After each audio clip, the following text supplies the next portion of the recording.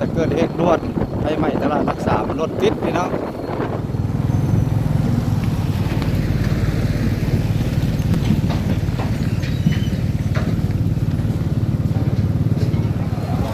แข่งขมวนพี่น้องยันเอาบุยุเลยเนาะ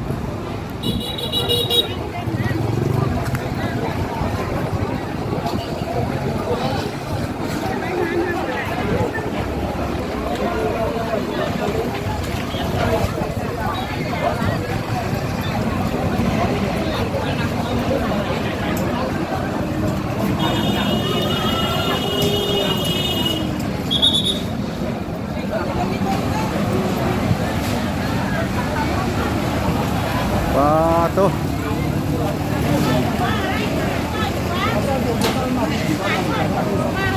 มดเนาะเอาไปอยู่แล้วแบบนี้หน้าห้านขายเข้าเนาะตัวนี้เนาะทั้งเชิงสถานีนี่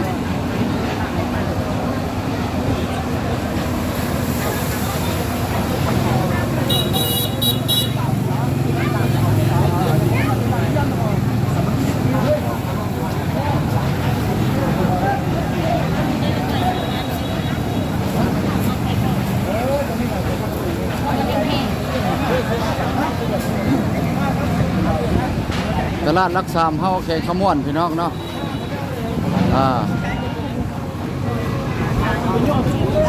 เปลวไฟกำลังแห้งเด้อพี่น้องเด้อระวังยันเอาบุยุเลยเนาะพี่น้องเนาะคอมเมนต์มาเด้อพี่น้องเด้อคอมเมนต์มาได้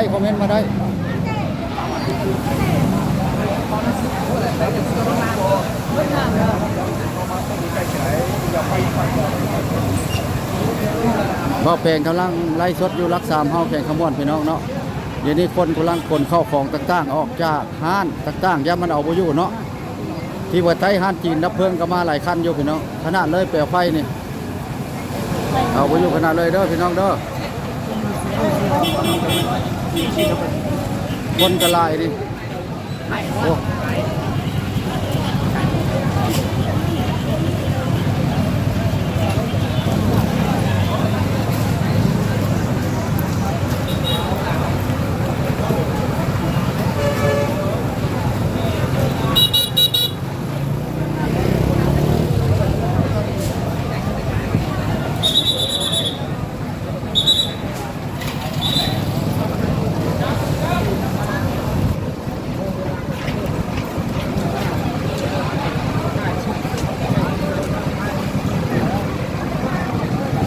แข่งขมวนพี่น้องตลาดรักษา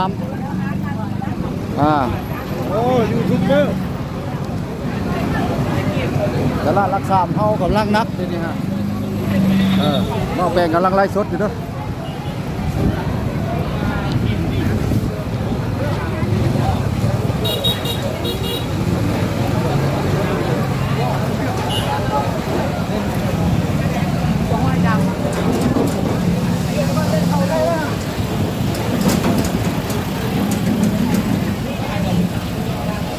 这不是呀，又得刀子的。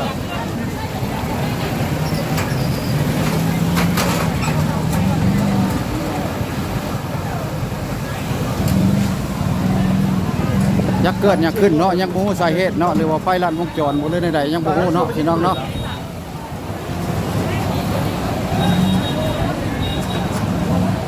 บ่แปลงขึ้นว่าสิเอาบ่อยู่แหละแต่ว่าดับเพลิงก็มาหลายคันอยู่พี่น้อง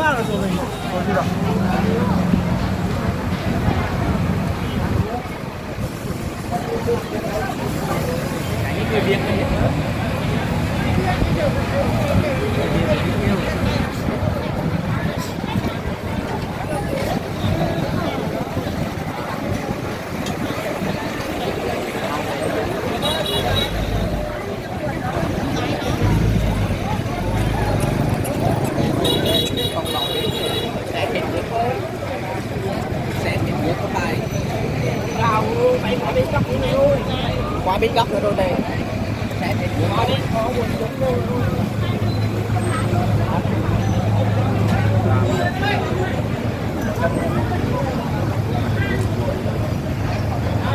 anh mình này nè giờ mà mình đi đâu bạn à vậy thôi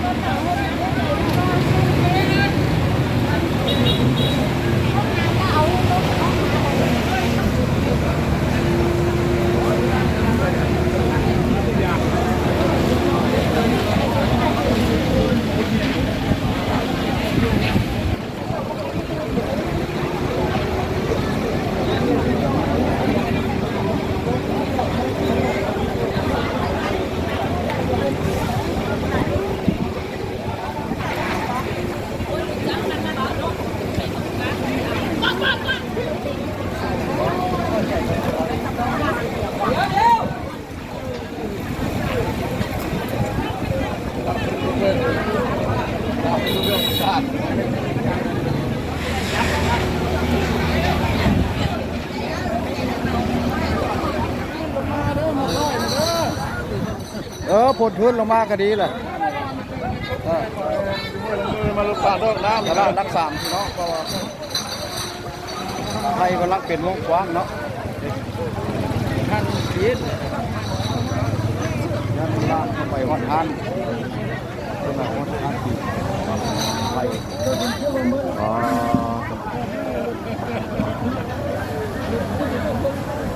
โอ้มันตีเข้าทีนี้มัดละห้านขายเข้าตัวนี้ห้านขายเครื่องแห้งเนี่ยมัดเลยเนี่ยตัวนี้เหมือน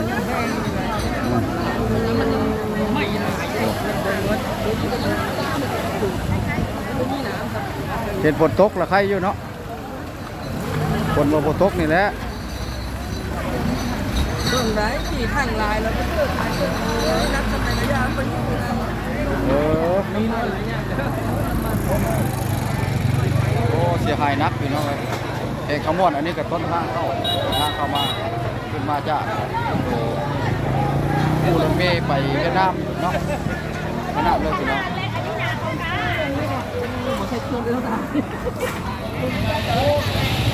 ตัวนี้จะเป็นต้นทางเข้ามาจากทางจำเนาะคนก็หลาย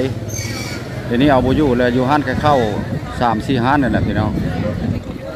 นี่เด็กกำลังคนเข้าของต่างๆเนาะเอาคนเข้าออกจากนี้ยามันกระแสวงกว้างจะมันลาม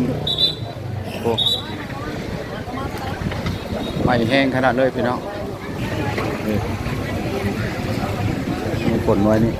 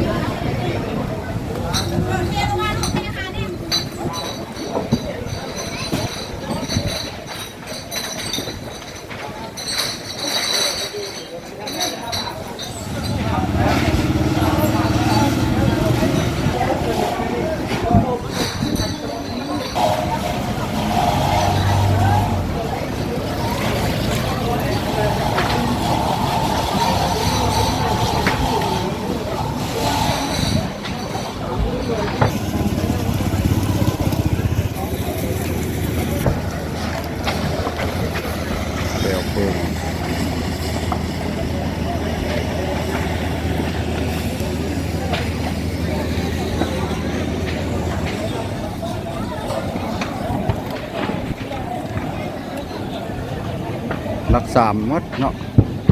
ถ้าโบราณมาวงกว้างกับใครอยู่พี่น้องมันเลย3คนมากระไร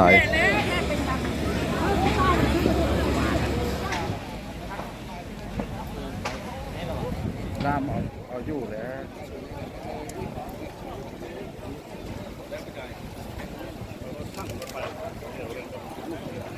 มันอยู่แล้วครับมันไม่ไปแล้วอยู่แล้วไปน้ำขาดมันมาอยู่ไหนเกิดเหตุด่วนไฟไหม้ตลาดรักสามพี่น้องแต่ห้านขายเข้าในวันที่1 เดือน 8เนาะ2026ถือว่าได้เกิดเหตุที่ว่าประมาณ 12:45 นาทีแต่ว่ากระแสลัดวงกว้างเนาะแต่ว่าจักสาเหตุยังบ่รู้สาเหตุเนาะแต่ว่ามันไฟเกิดลัดวงจรห้านประมาณมดเสียหาย11ห้านเนาะ ที่ว่าไล่ทหารขายเครื่องแห้งนับแต่ต้นภาครถเข้ามาพี่น้องทางรัก3เฮาแขกขมวนเด้อพี่น้องเฮาหมดสุขุสุคนขอแสดงความเสียใจนำผู้ที่ว่าแม่ค้าซักขายผู้ที่ว่าถูกผลกระทบหรือว่าในครั้งนี้เนาะเป็นครั้งยิ่งใหญ่สูญเสียที่ว่านักที่ว่าประเมินที่ว่าหมดหลายล้านบาทพี่น้องเนาะติดตามเบิ่งนำกันพี่น้องช่วงขาสั้น